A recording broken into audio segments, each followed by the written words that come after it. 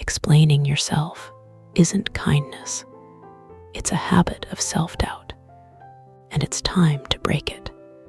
Every time you over-explain yourself, you're silently asking for permission to exist. And that's exactly what's been draining your confidence. In this video, we'll uncover two things. One, the truth about why we keep explaining ourselves and the hidden damage it causes. And two, how to finally stop explaining yourself and feel free again. Let's get into it. We don't explain ourselves because we want to, we do it because deep down, we're terrified of being misunderstood. There's this quiet panic that if we don't justify every little thing, people will think we're rude, careless, or cold. So instead of simply saying no, we start performing. I'd love to, but I'm just really tired, and my phone died, and my aunt came over. Like we're auditioning for the role of most reasonable human being. It's not that we enjoy the over-talking. It's that somewhere inside, we crave reassurance. We want people to nod and say, "Oh, that makes sense." It's validation disguised as politeness. And it's funny how automatic it becomes. Someone asks why you didn't reply to their text, and suddenly you're giving a full documentary. I saw it, but then I was cooking, then my Wi-Fi glitched, then I fell asleep watching Netflix, and by the end, even you're tired of the explanation. The truth is, we don't trust ourselves enough to let our choices stand on their own. We think we need permission to rest, to say no, to change our minds. It's not about the text, it's about self-trust. Because when you don't trust your own intentions, you try to prove them to everyone else. But hear what happens when you live that way. You drain yourself. You walk around overthinking every word, hoping people don't misread your silence, your tone, your boundaries. You start doubting your own decisions and shrinking your personality just to make sure no one feels uncomfortable. And after a while, it's not even about the other person anymore. It's about the version of you that's afraid to just exist unapologetically. Explaining yourself becomes a habit, a reflex, something you do without realizing it's slowly robbing you of confidence. You start living for approval instead of peace, and that's a trade that will always leave you feeling anxious and small.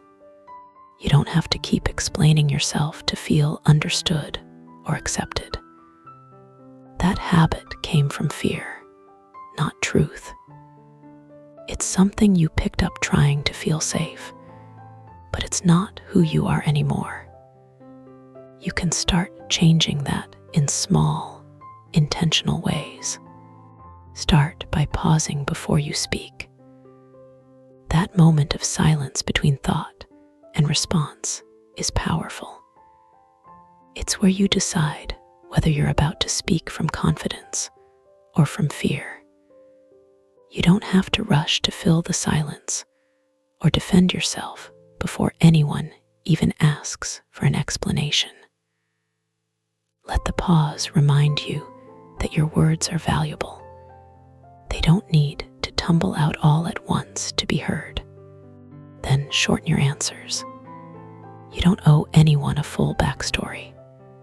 "I can't make it," "That doesn't work for me," or "I just don't feel like it," are all complete thoughts. The more you practice giving short, clear responses, the more natural it feels, and you'll realize how much energy you save by not overtalking. The world doesn't end when you say less. You just feel lighter. Next, get comfortable sitting in silence. Most people rush to explain because they're scared of what silence might mean, that someone judging them or misunderstanding them. But silence isn't uncomfortable when you're at peace with yourself. It's confidence without noise. Let people sit with your words. Let the quiet speak for you. From there, start building self-trust. This is where everything changes. The more you trust your decisions, the less you'll feel the need to justify them. Keep promises to yourself. Honor your feelings even when they're inconvenient. When you believe that your intentions come from a good place, you stop feeling guilty for honoring them. Self-trust makes your boundaries firm, but gentle. They no longer sound defensive. They just sound true. And finally, reframe being misunderstood. Not everyone will get you, and that's okay. Being misunderstood doesn't make you wrong. It just means you're not explaining yourself to the right audience, and you don't need to. The goal isn't to be perfectly understood. It's to feel at peace, even when you're not. When you start living this way, everything shifts. You stop explaining, start breathing, and suddenly, your peace doesn't depend on other people's approval. You become grounded, calm, and free. People sense it too. They begin to respect your words, your time, and your silence.